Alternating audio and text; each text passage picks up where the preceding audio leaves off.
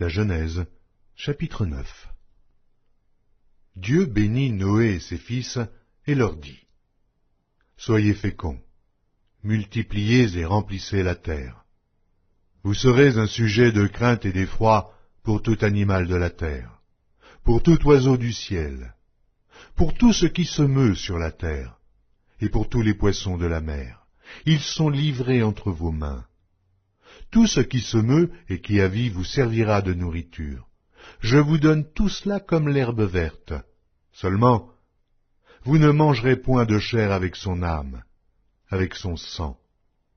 Sachez-le aussi, je redemanderai le sang de vos âmes.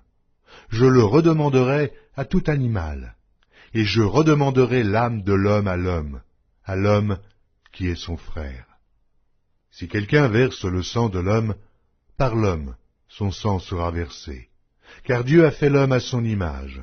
Et vous, soyez féconds et multipliez, répandez-vous sur la terre et multipliez sur elle. Dieu parla encore à Noé et à ses fils avec lui en disant : Voici, j'établis mon alliance avec vous et avec votre postérité après vous, avec tous les êtres vivants qui sont avec vous, tant les oiseaux que le bétail, et tous les animaux de la terre, soit avec tous ceux qui sont sortis de l'arche, soit avec tous les animaux de la terre. J'établis mon alliance avec vous. Aucune chair ne sera plus exterminée par les eaux du déluge, et il n'y aura plus de déluge pour détruire la terre. Et Dieu dit : C'est ici le signe de l'alliance que j'établis entre moi et vous, et tous les êtres vivants qui sont avec vous, pour les générations à toujours. J'ai placé mon arc dans la nue, et il servira de signe d'alliance entre moi et la terre. Quand j'aurai rassemblé des nuages au-dessus de la terre, l'arc paraîtra dans la nue.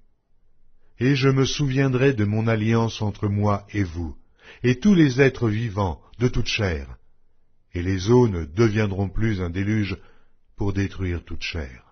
L'arc sera dans la nue, et je le regarderai pour me souvenir de l'alliance perpétuelle entre Dieu et tous les êtres vivants, de toute chair qui est sur la terre.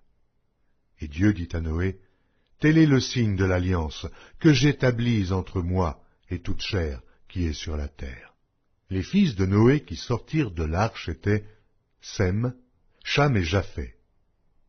Cham fut le père de Canaan. Ce sont là les trois fils de Noé, et c'est leur postérité qui peupla toute la terre. Noé commença à cultiver la terre et planta de la vigne. Il but du vin, s'enivra, et se découvrit au milieu de sa tente. Cham, père de Canaan, vit la nudité de son père, et il le rapporta dehors à ses deux frères.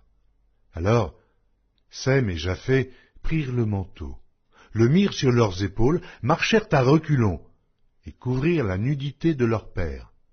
Comme leur visage était détourné, ils ne virent point la nudité de leur père. Lorsque Noé se réveilla de son vin, il apprit ce que lui avait fait son fils cadet, et il dit : Maudit soit Canaan, qu'il soit l'esclave des esclaves de ses frères. Et il dit encore : Béni soit l'Éternel, Dieu de Sem, et que Canaan soit leur esclave. Que Dieu étende les possessions de Japheth, qu'il habite dans les tentes de Sem, et que Canaan soit leur esclave. Noé vécut après le déluge 350 ans. Tous les jours de Noé furent de 950 ans, puis il mourut.